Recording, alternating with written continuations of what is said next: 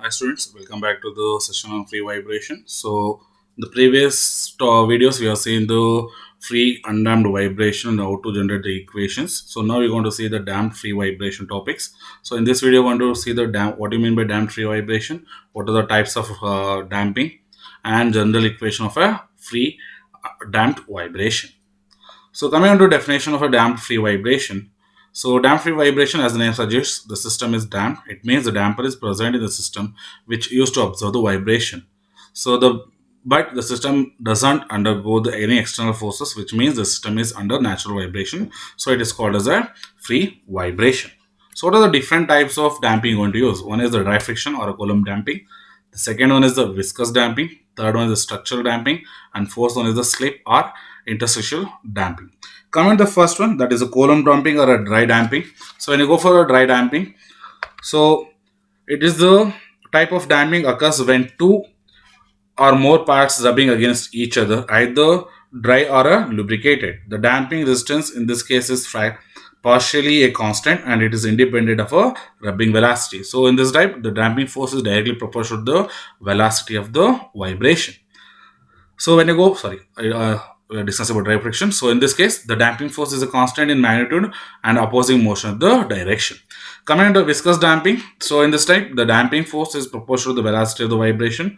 So this is the most important type of damping and occurs for a small velocities in lubricated sliding surfaces such as dashboards.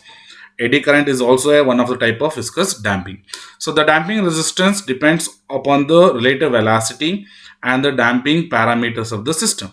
So one of the reason for so much importance being given to the viscous damping is that renders the analysis easy due to the fact that differential equation of this system becomes linear with this type of damping. So it is a reason that most of the physical systems are often represented into include an equivalent viscous dampers, even though the damper is not truly a viscous damping. So the third one will be structural damping or a solid damping. It is the type of damping is due to the internal friction between the molecules. So the stress strain diagram for a vibrating body is not a straight line. And so when you go for the next one, that is the slip and interstitial uh, damping. So the energy vibration is distributed by the microscopic slip on the interfaces of the machine parts is under the fluctuating load. So the structural damping and the slip are interfacial dampings you're going to neglect because the amount of damping is very less compared to the viscous as well as the Coulomb damping. So coming on to the equation, that is free vibration with viscous damping. I'm going to take a viscous damping as an example. So I want to find out the equation. So the viscous damping force is proportional to the velocity, that is x dot, or V can be expressed as F is equals to minus C into x dot, where C is the damping coefficient, x dot is your velocity, and F is the damping force. So since I have taken minus, because it will be always a resisting force, it will be acting away from the actual motion. So coming on to the for a single degree freedom system, the viscous damper, the equation of motion according to Newton's second law uses the Newton's method or the equilibrium method. So I want to go for summation of F is equals to mx double dot. That is nothing but minus kx square. That is forces if you take. So that is x, kx and cx dot is acting away from the motion. So I'm going to take as negative, and the downward force I'm going to take as positive. So I'm going to take that one as minus kx minus cx dot will be equals to mx dot. So by taking the kx and cx dot that on other side, I'm going to get equation as mx double dot plus cx dot plus kx equals to 0. So this is the equation which previously also is given. That is the equation of motion for a simple spring mass damper system. So let us consider the solution for this equation as x of t is equals to c e to the power of st, where c and s are the undetermined constant. Now when I want to substitute x as c e to the power of st over here, x dot becomes s into c e to the power of st, and x double dot becomes e to the s square e to the power of st. So when I want to take e to the power of st as common from this equation, I'm going to get equation as m s square. So ms square plus cs plus k, that will be equals to 0. So that is the characteristic equation. So for the solution will be, So if I take this equation, it will be ax square plus bx plus c equals to 0. So the solution for that will be minus b plus or minus root of b square minus 4ac divided by 2a. Similarly, I am going to substitute that as 1 and 2, that is roots 1 and 2, minus b value is c plus or minus c square minus 4a, that is 4m into k divided by 2m. Or by taking 2m outside, I am going to get as 1 and 2, that will be equals to minus c by 2m plus or minus root of c square by 4m square minus k by m. So this solution can be written as x of t is equals to c1 e to the power of s1t plus c2 e to the power of s2t, where c1 and c2 are the arbitrary constant I am going to consider, that is c1 and c2. So now s1 and s2 are going to substitute by taking plus or minus over here.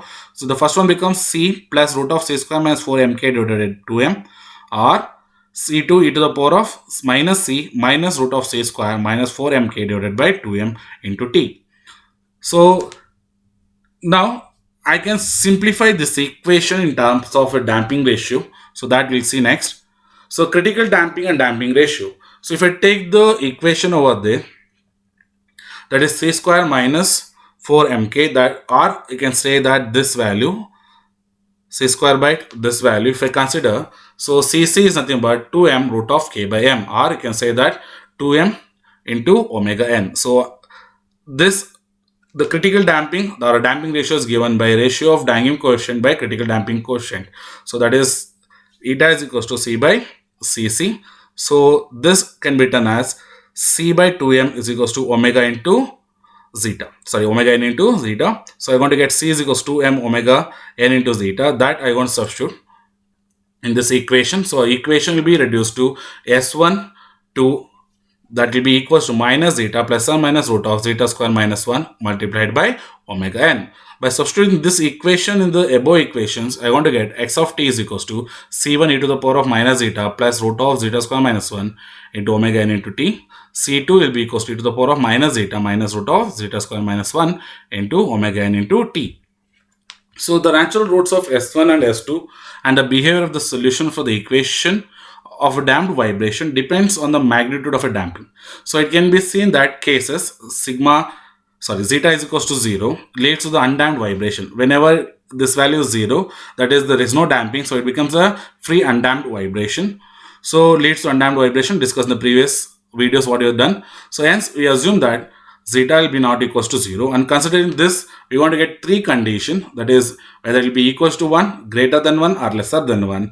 Based on that I want to say that the damping will be divided into underdamped, overdamped and critically damped. So underdamped is nothing but zeta will be less than 1, overdamped it is greater than 1, critically damped is will be equal to 1. So in the next videos you're going to see the solutions, or you're going to extract for a underdamped, overdamped and critically damped vibration.